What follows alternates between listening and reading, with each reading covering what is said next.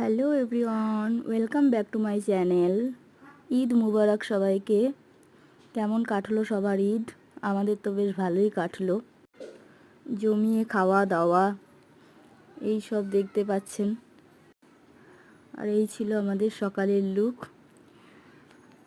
সাজগোজও দেখিয়ে দিলাম আর বেরিয়ে পড়লাম রাস্তার দিকে। এটা আমাদের পাড়ার রাস্তা। ছোটোখাটো মেলা বসেছে, চারিপাশে দোকান, বাচ্চাদের ঝোলা এইসব। আর সেখানে দাঁড়িয়ে একটা সেলফিও তুলে নিলাম। এ হচ্ছে দই, মাংস, রুটি। অনেক বাড়ি ঘুরেছি সকালে, প্রচণ্ড রোদের তাপ ছিল। আর ঘুরে ক্লান্ত হয়ে বাড়ি এসে শুয়ে পড়েছিলাম। আবার বেরিয়ে পড়লাম সন্ধ্যার দিকে। সন্ধ্যার এই রাস্তার আমাদের মসজিদটা দেখেন, খুব সুন্দরভাবে সাজিয়েছে। চললাম আমরা বাস স্ট্যান্ডের দিকে। পুরো সালারই ভালো ডেকোরেশন হয়েছে, লাইটিং।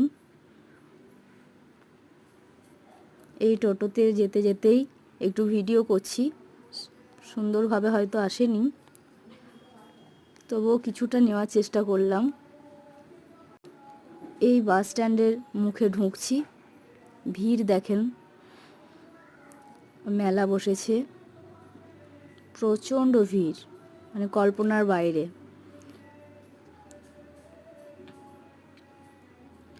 বাস স্ট্যান্ডের ভেতরে কি ভূতের ঘর বলে একটা কিছু হয়েছে, ওখানে প্রচুর লাইন। সেখানে ঢুকিনি। এই বাস স্ট্যান্ডের ভিতরটা দেখেন, সুন্দরভাবে ডেকোরেশন করেছে আর অনেকগুলো সেলফি জোন করেছে। সেলফিও একটা তুলতে পাইনি, কারণ এত ভিড়। একটা সেলফি জোনে হয়তো 20টা করে লাইন, অতক্ষণ কে দাঁড়িয়ে থাকবে। তাই ওখান থেকে বেরিয়ে পড়লাম অতিথি রেস্টুরেন্টের রাস্তায়।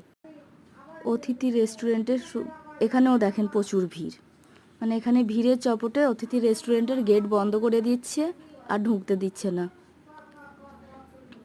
তবু আমরা ঢুকলাম, কাউকে বলে কয়ে ঢুকে পড়লাম। আর সেখানে ঢুকে দেখি খাবার নেই। তাই কি করব, একটু ঘোরাফেরা করলাম, ছবি টবি তুললাম আর সেখান থেকে চলে আসলাম। রেস্টুরেন্টটা দেখেন, খুবই সুন্দর।